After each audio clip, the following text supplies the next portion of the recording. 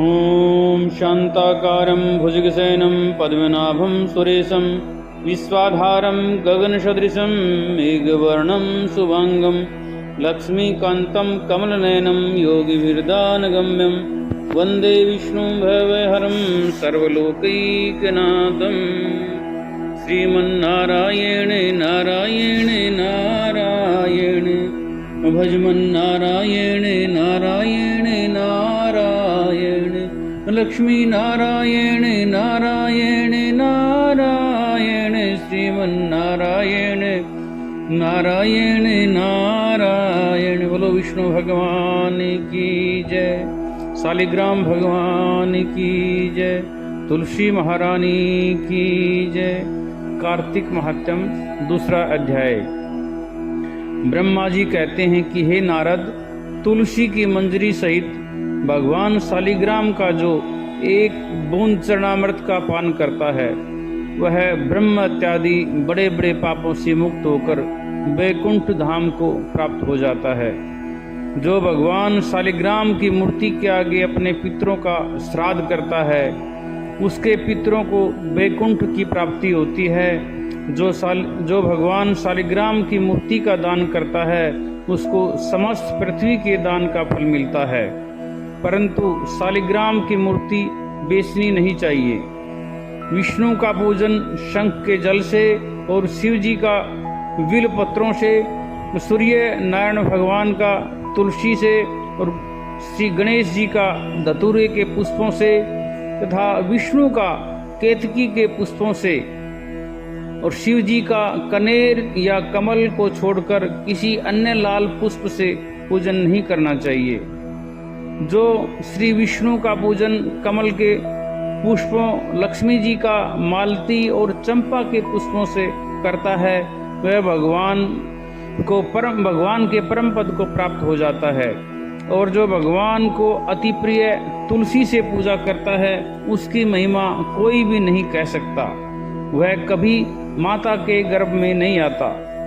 तुलसी माला धारण किए मंजरी युक्त जिसकी मृत्यु हो जाए वह सीधा बिना किसी बाधा के वैकुंठ धाम को जाता है। तुलसी की छाया में पितरों का श्राद्ध करने से पितरों की अक्षय तृप्ति होती है। तुलसी का सिंचन गंगा, यमुना तथा नर्मदा के स्नान के तुल्य हो जाता है। तुलसी का वृक्ष लगाने, सींचने और स्पर्श करने से मनुष्य के कायिक, वाचिक और मानसिक तीनों प्रकार के पाप नाश हो जाते हैं। इस प्रकार कार्तिक का व्रत रखने वाला शांत चित्त से तुलसी का पूजन, दक्षिणा और नमस्कार करके हाथ जोड़कर प्रार्थना करे कि हे हरि प्रिय, देवताओं ने तुमको बनाया, मुनीश्वरों ने तुम्हारा पूजन किया और मैं आपको नमस्कार करता हूँ। इस प्रकार प्रार्थना करे। जो मनुष्य आंवले के पत्ते और फूलों से भगवान का पूजन करता है तथा आंवले के वृक्ष के नीचे बैठकर भगवान का पूजन करता है उसको सोने के फल और पुष्पों जैसा फल प्राप्त होता है। जो मनुष्य द्वादशी को तुलसी तथा आंवले के पत्ते को तोड़ता है वह घोर नरक में जाता है। जो मनुष्य कार्तिक मास में आंवले के फल, तुलसी और गोपी चंदन की माला धारण करता है वह जीवन मुक्त हो जाता है। इस प्रकार प्रति पुरुष भोजन करके चंदन, पुष्प, पान और दक्षिणा से ब्राह्मणों को प्रसन्न करे। सारे मास भूमि पर शयन करें, ब्रह्मचर्य का पालन करें, पत्तल में एक समय भोजन करें, मौन व्रत धारण करें। वह सूरवीर और कांतिमान होता है जो एक समय भोजन करता है। वह भी आंवले के नीचे बैठकर उसके 1 वर्ष के पाप कष्ट हो जाते हैं। व्रती मनुष्य को शहद, कांजी, दाल, तेल, कच्चा भोजन, दूसरे का अन्न तथा किसी प्रकार का तामसी भोजन तथा बुरे नामों वाली वस्तुओं का भोजन नहीं करना चाहिए। रविवार को आंवला न खाएं। देव, वेद, गऊ और ब्राह्मण की निंदा न करें। मांस आदि का सेवन न करें। अब सब प्रकार के मांस कहते हैं। मिट्टी में उत्पन्न हुए नमक, मसूर, बासी भोजन, तांबे के पात्र में डाला हुआ दूध आदि, केवल अपने लिए ही पकाया हुआ भोजन, यह सब मांस के बराबर होते हैं। लहसुन, प्याज, पृथ्वी का फूल, गोभी आदि, मूली, गाजर, जंगली घिया, बैंगन, पेठा, दोबारा पका हुआ भोजन नहीं खाना चाहिए। रसवला, स्त्री, मलेच्छ, पतित, पाखंडी आदि से वार्तालाप नहीं करनी चाहिए।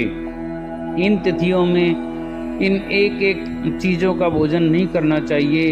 एकम को पेठा, दूज को बैंगन, तीज को पृथ्वी का फूल, चौथ को मूली, पंचमी को बेलफल, छठ को कलिंदा, सप्तमी को आंवला, अष्टमी को नारियल और नवमी को जंगली घिया, दसवीं को परमल, एकादशी को बेर और द्वादशी को मसूर, त्रयोदशी को पान, चतुर्दशी अथवा अमावस्या और पूर्णमासी को नारी का शाग नहीं खाना चाहिए। इस प्रकार कार्तिक माहत्म्य का दूसरा अध्याय समाप्त हुआ। बोलो विष्णु भगवान की जय, तुलसी महारानी की जय, शालिग्राम भगवान की जय।